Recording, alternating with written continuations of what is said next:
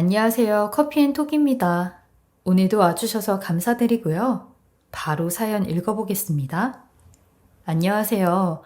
2022년을 맞이한 지도 얼마 되지 않았는데 벌써 눈앞에 큰 명절이 다가왔네요. 그래서인지 많은 분들이 명절을 준비하시느라 바쁘게 보내실 것 같아요. 반면에 저희 집은 식구가 친정엄마랑 저랑 둘뿐이라서 항상 저희 엄마는 올해 명절에는 어떤 음식이 먹고 싶어? 하며 명절 음식 대신 제가 먹고 싶은 음식을 대신 해주신답니다.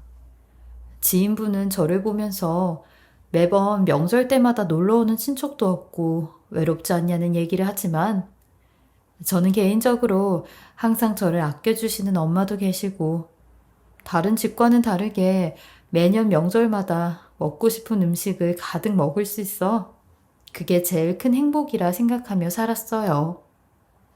그래서인지 다른 분들처럼 명절이 기대되는 건 저도 똑같아요.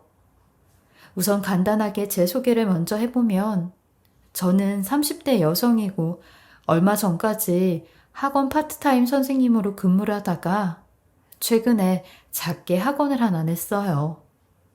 그리고 학원을 오픈하면서 동시에 사랑하는 사람과 결혼도 약속하게 되어 결혼 준비까지 차근히 하고 있었어요.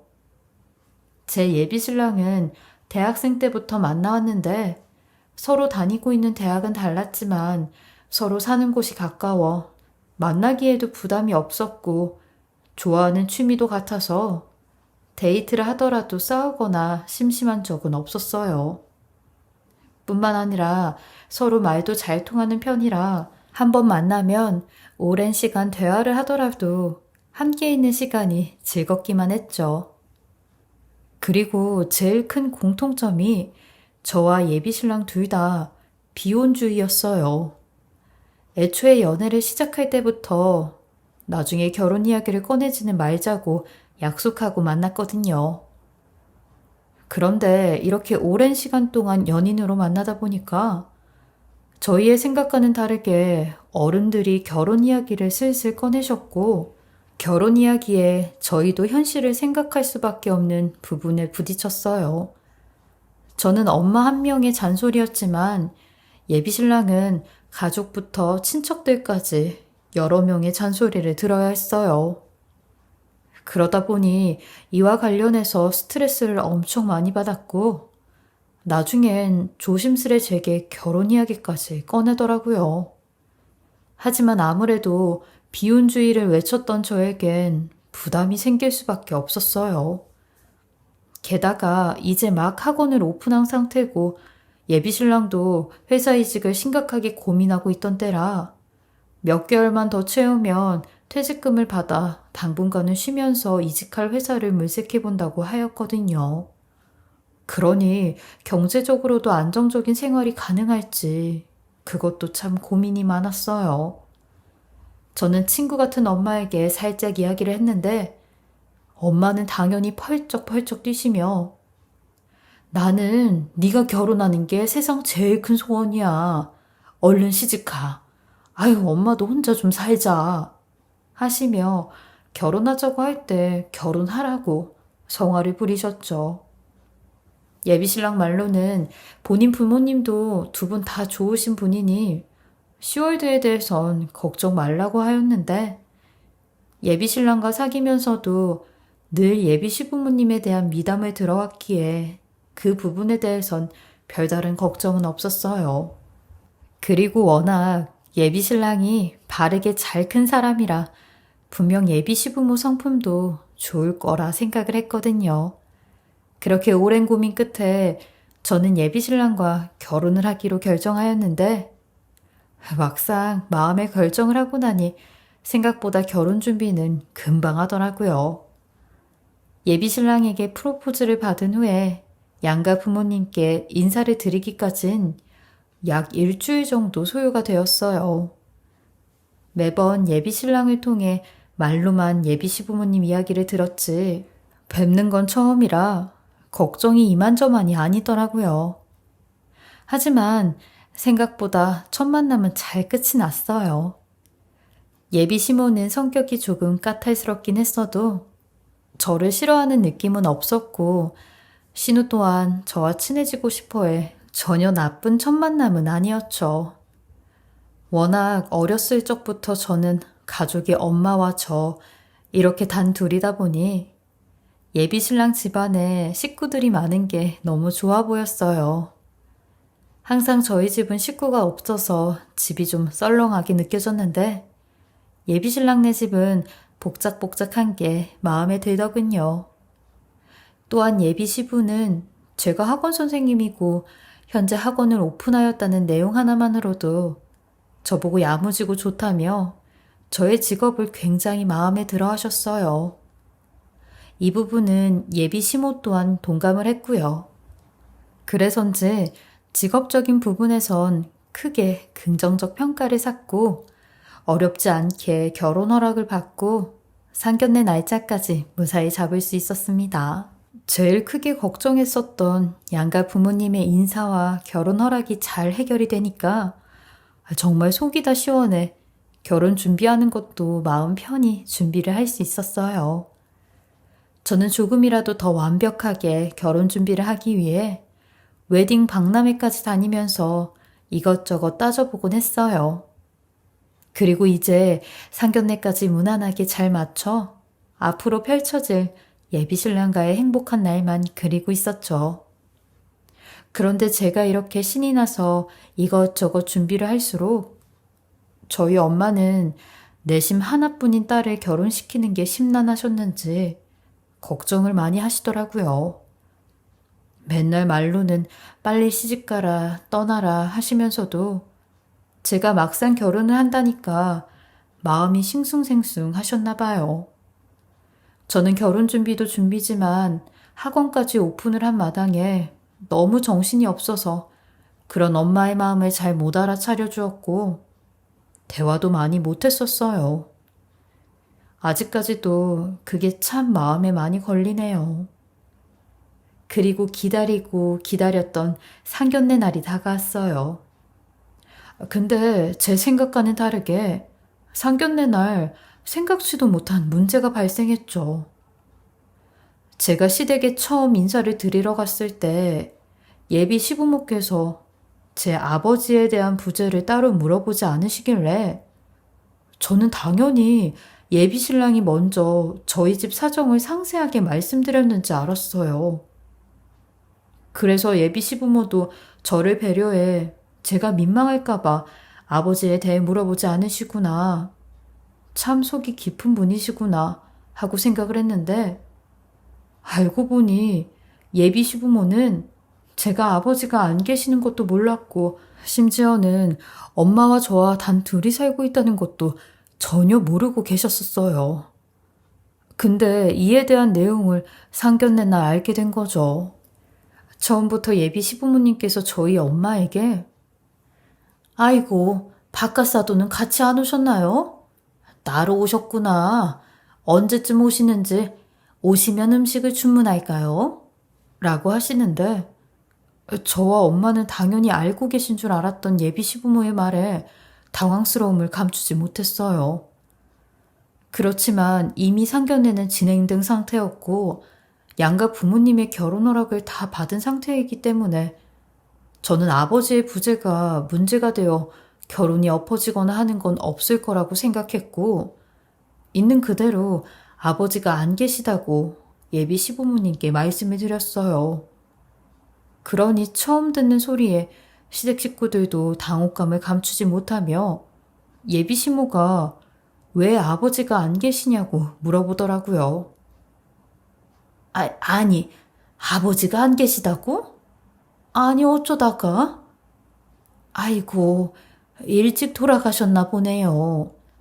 얼마나 이른 나이에 사별을 하셨어요? 대체 몇 살 때 사별을 하신 거예요? 혼자서 자식 키우느라 얼마나 힘드셨어요?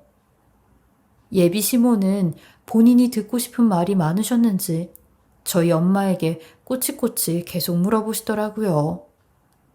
예비 신랑도 이런 질문은 실례라면서 눈치를 주었으나 이에 굴하지 않고 계속 물으시더군요.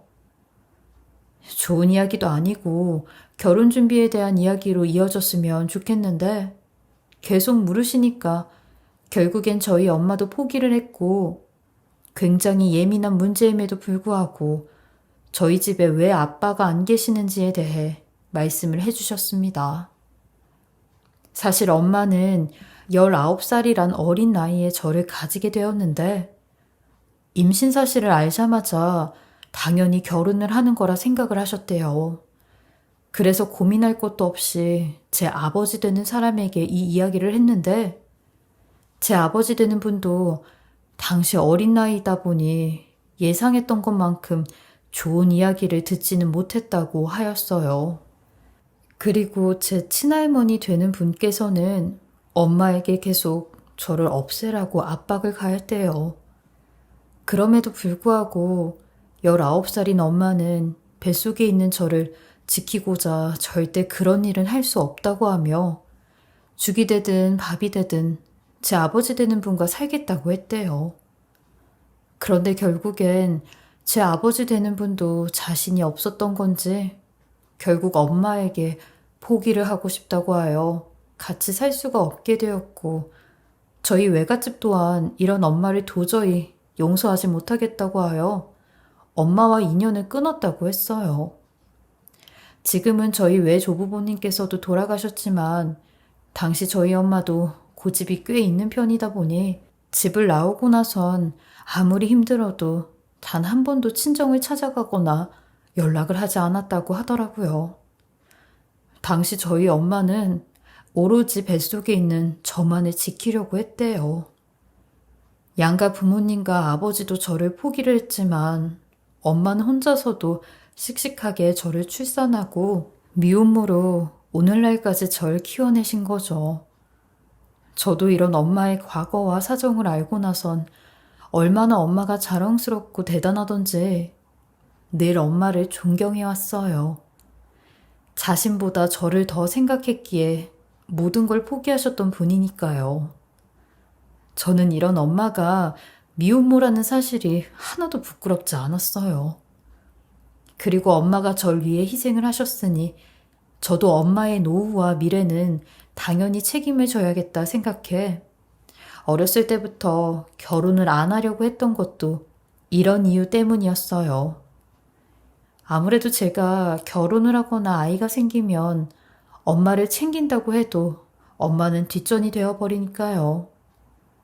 그런데 예비시댁 측은 당연히 저희 아버지가 돌아가셨다고 생각을 했는지 엄마가 미혼모로 저를 혼자 키웠다고 하니 엄청나게 당황을 하고 충격을 받은 듯 했어요. 그런데 문제는 그 이후부터 예비시댁의 태도가 180도 달라지기 시작했죠. 엄마의 이야기가 끝나자 분위기가 쎄해지면서 은근히 저희 모녀를 무시하는 듯한 말투가 느껴졌어요. 물론 저 혼자만의 생각이라고 착각할 수도 있었겠지만 미묘한 그 감정이 다르다는 걸 느꼈네요. 그렇게 무사히 상견례를 마쳤는데 상견례가 끝나고 약 일주일 후 명절이 찾아왔어요. 평소와 같이 저희 엄마는 우리 딸 결혼 전 명절인데 먹고 싶은 거 있으면 다 말해. 엄마가 다 만들어줄게. 라고 하시면서 저에게 물어보시길래 저는 엄마에게 먹고 싶은 것들을 줄줄 이야기했고 결혼 전 엄마와 함께하는 명절을 더욱더 의미 있게 보내야겠다는 생각을 하고 있었죠. 그런데 명절을 얼마 앞둬 예비 시모의 전화가 걸려왔어요. 아, 네, 어머니, 안녕하세요. 무슨 일 있으세요? 응, 다름이 아니라 너 명절에 뭐하니? 집에 누가 오니? 아니요, 저는 항상 명절 때마다 엄마랑 둘이 보냈어요. 무슨 일로 그러세요, 어머니? 그러면 더 잘 됐네. 아니, 이렇게 명절날 단둘이서만 보내면 얼마나 쓸쓸하고 외롭니? 어차피 얼마 뒤엔 너도 우리 집 며느리가 되는데 올해 명절엔 우리 집으로 와서 다 같이 지내자. 네가 와서 할 건 없고 그냥 초대하는 거야. 아이, 꼭 명절이다 해서 오라는 건 아니고, 점심 초대받았다 생각하고, 가볍게 밥 한 끼 먹는다 생각해. 아, 그리고 사돈어른도 같이 오시라고 해라. 오순도순 모여서 이런저런 이야기도 하고 놀면 좋지. 우리 집 식구들이 워낙 이런 결속력이 좋아서. 어떠니 네 생각은? 아이, 어머님, 저야 저희 집까지 챙겨주셔서 감사하죠. 그러면 제가 엄마한테 한번 여쭤볼게요. 그러고 나서 알려드려도 될까요? 아마 엄마도 긍정적이실 것 같아요. 이렇게까지 전화를 해선 저와 엄마를 초대하는 예비 시모의 말에 단번에 싫다고 거절을 할 수가 없겠더라고요. 옆에서 전화를 같이 들으셨던 엄마도 명절에 예비 시댁에 가는 게 불편하긴 하지만 우리를 생각해서 초대까지 해주시니 눈 딱 감고 가자고 하시더군요. 저도 엄마에게 엄마가 불편하고 싫으면 굳이 안 가도 된다고. 핑계야 여러 가지로 될 수 있으니까 말만 해달라고 하니, 아니야. 너 벌써부터 시댁에 밉보이면 안 되지.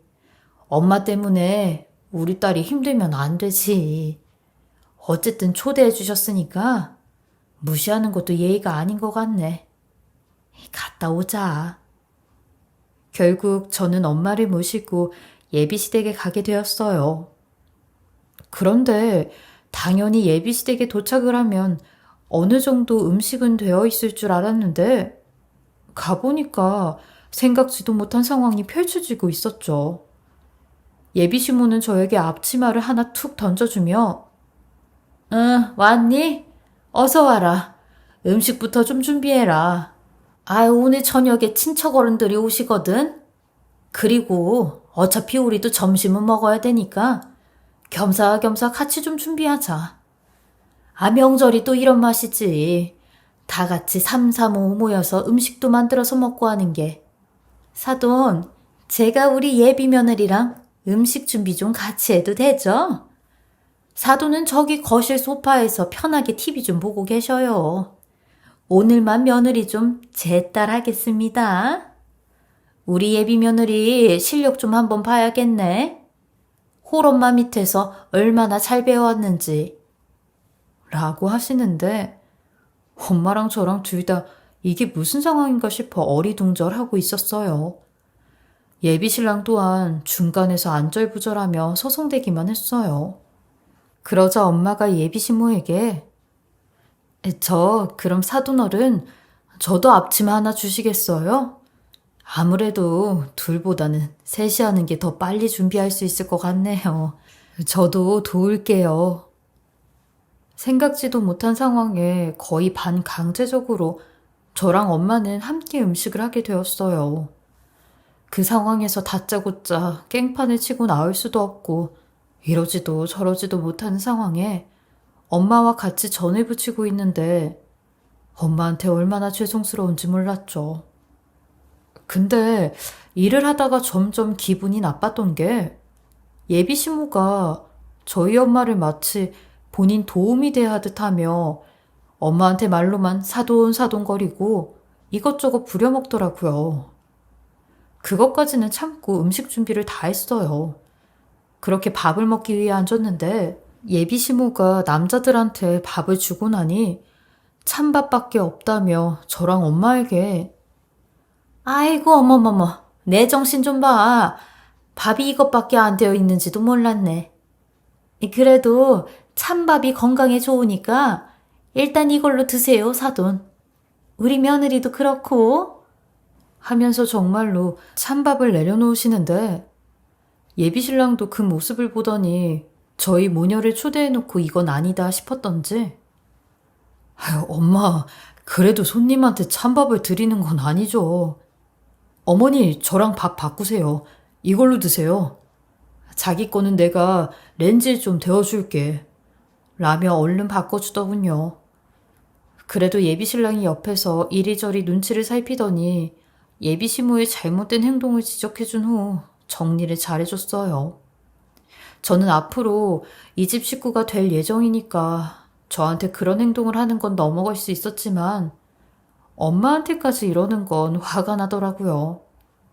하지만 이 모습을 지켜보던 예비 시모는 자기 아들이 찬밥을 먹어야 하는 것이 신경이 쓰였던지 어디선가 출처 모르는 따뜻한 밥을 꺼내서 내주는데 황당하기 그지없더군요. 알고 보니 저녁에 손님들이 올 것을 미리 계산하고 주방 베란다에서 밥을 한 번 더 하고 있었는데 그 밥을 꺼내서 주신 거죠.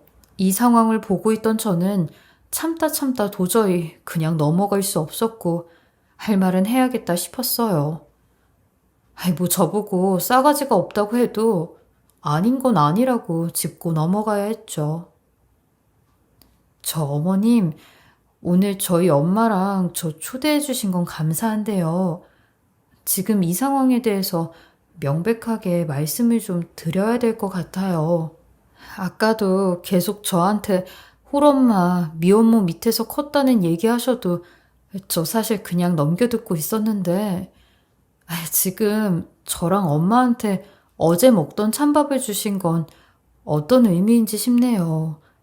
보니까 갓 지은 밥이 있는데도 이걸 주셨네요. 아니, 얘가 지금 무슨 소리를 하는 거야? 그래서 지금 기분이 더럽다 이거야 뭐야? 아니요, 어머님. 저는 더럽다는 이야기를 하는 게 아니라 어머님께서 하시는 행동들에 대해 묻는 겁니다. 제가 더럽다고는 하지 않았잖아요. 예. 그 말이 그 말이지. 어머머, 기가 차. 내가 너랑 사돈어른 불쌍해서 일부러 명절날 초대까지 하고 밥까지 해줬는데 지금 아주 당돌하게 눈까지 부릅뜨면서 나한테 따지고 들고 있니? 너 결혼 전부터 이렇게 시애미한테 따박따박 말대꾸하면 결혼하고 나선 얼마나 더 말대꾸를 할 참이니? 사돈 안 그래요? 어머님, 말은 바로 하셔야죠. 밥을 해주신 게 아니라 저랑 엄마랑 둘이 준비를 한 거죠. 저는 처음에 어머니께서 서로 친해지자고 말씀하셔서 당연히 엄마도 모시고 온 건데 어떻게 이런 대우를 하실 수 있으세요? 듣자 하니 얘 너도 참 웃긴다. 대우는 받고 싶니? 너희 엄마가 미혼모로 다른 가족들한테도 대우를 못 받는데 나라도 대우해주니까 명절에 놀러오라고 초대를 한 거 아니야? 그리고 말이 나와서 말인데 나도 내 아들이 이런 집안 여자한테 장가가는 거 싫어. 근데도 다 참고 어떻게든 좀 가깝게 친하게 지내보려고 초대했건만 대우를 안 해줬다는 그딴 소리를 해? 얘, 대한민국 사람들 불러다가 물어봐라. 미혼모 집안에 자기 자식을 시집장가 보내고 싶은 사람이 있냐고.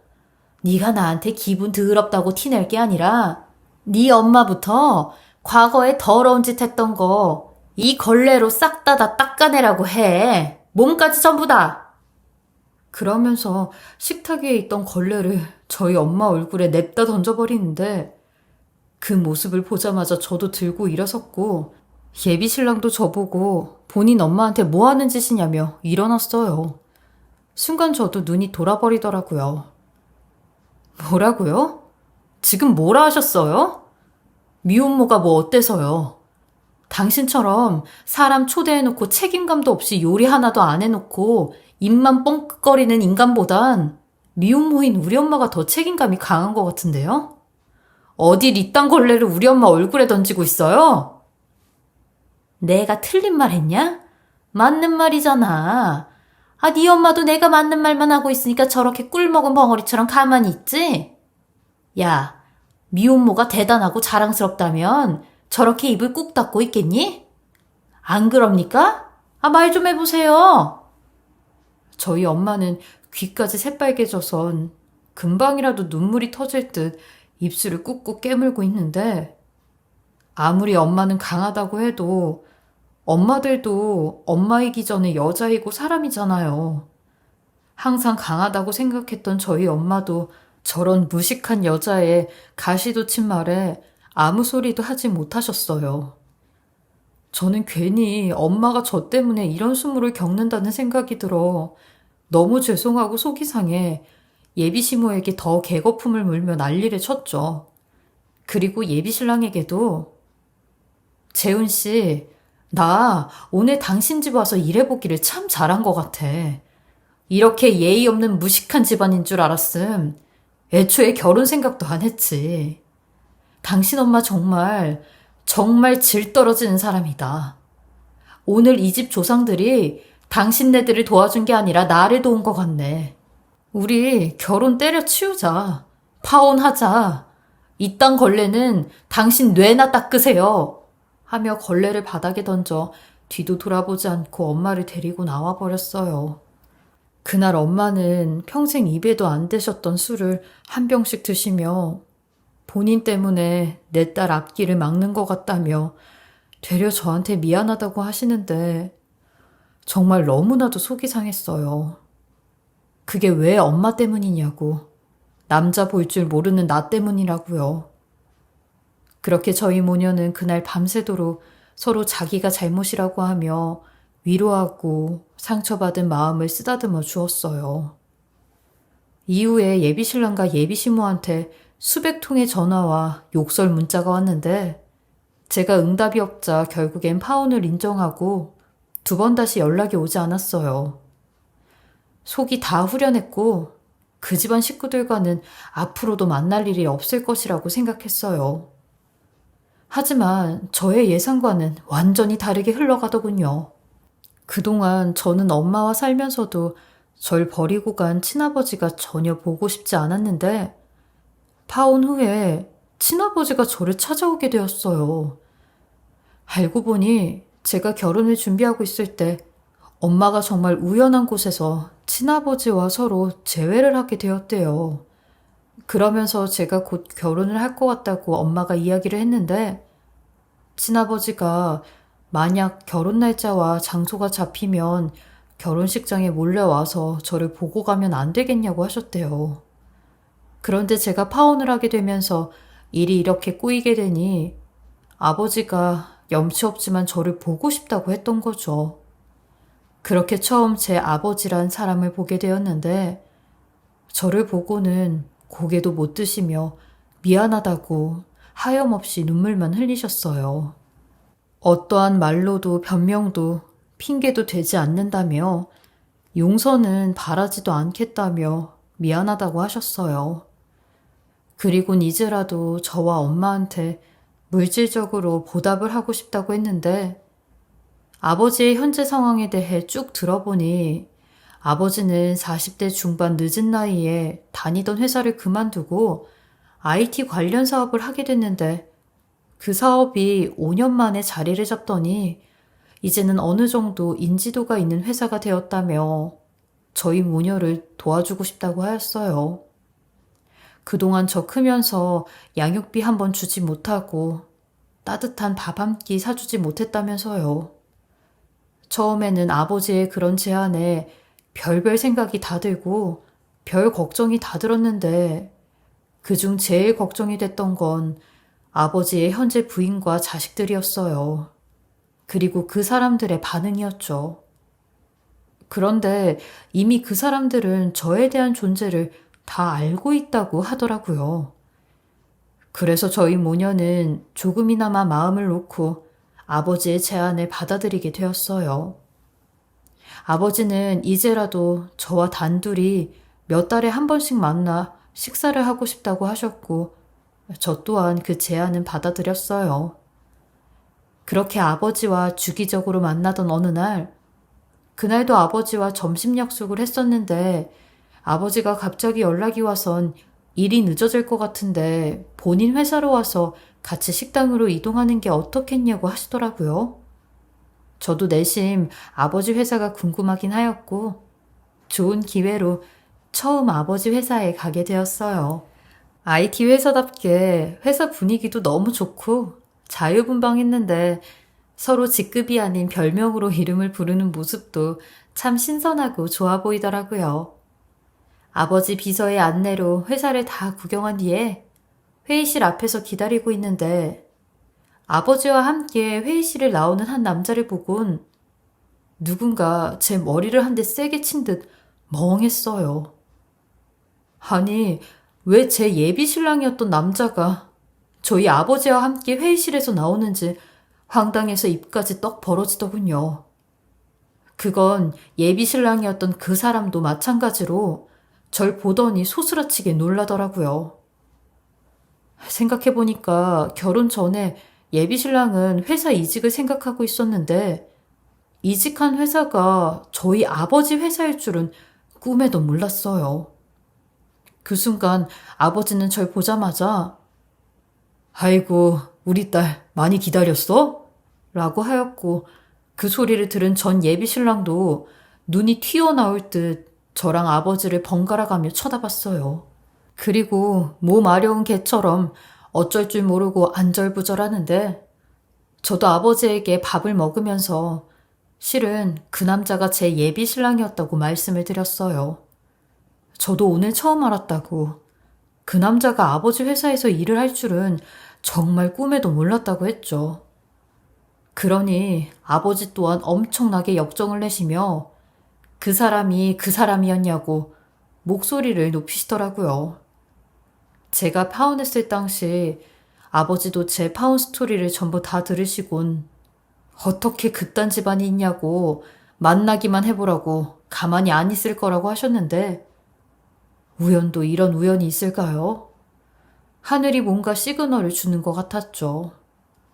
역시나 그 다음날 저녁 제가 학원을 마감하고 문을 닫으려고 하는데 누군가가 저희 학원 앞을 서성이는데 전 예비 추모와 예비 신랑이었어요.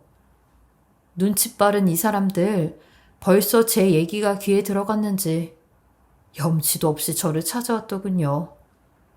무슨 일이냐고 다그치니 예비 추모는 제 눈치를 살피며 갑자기 제 앞에서 무릎을 꿇고 두 손을 모아 싹싹 빌기 시작하는 겁니다. 그동안 잘 있었니? 그때 내가 너희 어머니랑 너한테 상처를 준 것 같아. 이제라도 사과를 하려고 이렇게 왔다. 내가 그때는 아주 어리석고 사람이 덜 됐었어. 근데 지금은 생각해보니 너랑 너희 어머니에게 아주 큰 죄를, 마음의 상처를 남겨드린 것 같더라고. 그래서 이렇게 왔다. 그래, 엄마 말대로 그때 나도 제대로 사과도 못하고 어머니한테 죄송하다고 말씀도 못 드리고 그냥 흐지부지 끝낸 게 마음에 걸려서 이렇게 왔어. 이제라도 사과할게. 미안하다. 아, 우리 친아빠 얘기 들으셨구나. 그래서 왔구나. 당신들 참 뻔뻔하고 양심도 없다. 당신네들이 마지막에 나한테 보낸 문자는 생각이 안 나나 봐? 입에 담지도 못할 욕하면서 나보고 그렇게 살 바엔 나가 죽으라고 했잖아. 특히 아줌마는 우리 엄마한테까지 연락해서 문자로 뭐라고 했어? 평생 그렇게 더럽게 살다가 가라고 했지? 근데 여태껏 한 번도 미안하다 사과 없던 인간 말종들이 어제 우리 아빠가 누군지 알고 나니까 이렇게 온 거잖아. 내가 니들 사과를 받아줄 줄 알았어? 진짜 인간답게 좀 살아, 찌질이들아. 굽신굽신 대면서 살지 말고. 내가 당신들 어떤 인간들인지 다 아는데 이제 와서 왜 이러고 있어? 나랑 우리 엄마가 당했던 수모랑 아픔들 당신네들도 똑같이 한번 당해봐. 저는 무릎을 꿇고 있는 그 아줌마를 밀치며 나왔고 제 뒤를 끝까지 쫓아오는 그 모자를 경찰에 신고했어요. 모르는 사람 둘이서 날 쫓아오고 겁을 준다고요. 그러니 바로 경찰들이 데리고 가더라고요. 그리고 나서도 몇 번이나 저랑 엄마까지 찾아와 무릎을 꿇으며 사과를 했는데 그럴 때마다 저희도 경찰에 신고를 했고 그냥 개무시를 했어요. 아마 예비 신랑이었던 그 사람이 저희 아버지 회사에서 엔지니어로 있었는데 월급도 세고 복지도 좋으니까 잘리기 싫어서 어떻게든 매달리는 것 같았어요. 저희 아버지 또한 맘 같아선 전 예비 신랑을 어떻게든 해고하고 싶다고 하셨지만 사적인 감정으로 해고를 하면 부당해고이기 때문에 해고는 할 수 없는 걸 엄청 격분해 하셨어요. 어쩔 수 없이 알아서 떨어져 나가게 냅두는 수밖에 없다면서요. 그런데 한 6, 7개월 뒤 예비 신랑이었던 그 사람이 알아서 회사를 그만두게 되었다는데 회사에 퍼진 소문 때문에 적응을 하지 못해 그만둔 거라고 하였어요. 근데 아버지 말로는 소문 때문에 그만둔 것보다 그 사람 인성이 원래 그 모양이니 사람들과도 어울리지 못해 그만둔 거라며 저한테 행여나 죄책감 같은 건 갖지도 말라고 하였어요. 이번 일을 겪으면서 인생은 부메랑이다 라는 말이 떠오르게 되었는데요. 만약 그들이 저희 엄마가 미혼모라는 이유로 무시하는 행동을 하지 않고 친절하게 정말 가족처럼 대해줬다면 분명히 좋은 관계를 유지하며 가족 그 이상으로 지낼 수 있었을 텐데 자기네들 발등을 자기네들이 찍은 격이었어요. 아마 최소한의 양심이 있는 인간들이라면 남 탓을 하기 전에 자신들이 했던 행동에 대해 반성하고 후회를 하겠죠? 그런데 모르겠어요. 그 사람들은 그 최소한의 양심도 없었던 사람들이니까요. 저는 여전히 학원 운영하며 아이들을 가르치고 일하는데 제 모든 시간을 다 쏟고 있어요. 그리고 저희 엄마 또한 양육비 명목으로 아버지께 받은 돈으로 지금은 하시던 일도 그만두시고 편안하게 취미활동 하시며 지내고 계세요. 저는 그 인간들 덕분에 다시 비혼주의자가 되었는데요. 꼭 결혼을 해서 행복을 찾는 것보다 제 자신을 위해 행복을 찾는 것도 중요하다 생각을 하며 하루하루 열심히 살고 있어요. 이렇게 열심히 꽤 안 부리고 사니까 하늘도 감동을 했는지 저와 저희 엄마에게 복을 내려주는 것 같아요. 제 긴 이야기 들어주셔서 감사하고요. 여러분들에게도 늘 행복과 복이 가득하셨으면 좋겠습니다. 그리고 곧 다가오는 명절 가족들과 행복하게 잘 보내시길 바랍니다. 지금까지 커피앤톡이었습니다. 오늘도 끝까지 함께 해주셔서 감사하고요. 저는 다음 영상으로 또 찾아뵙겠습니다.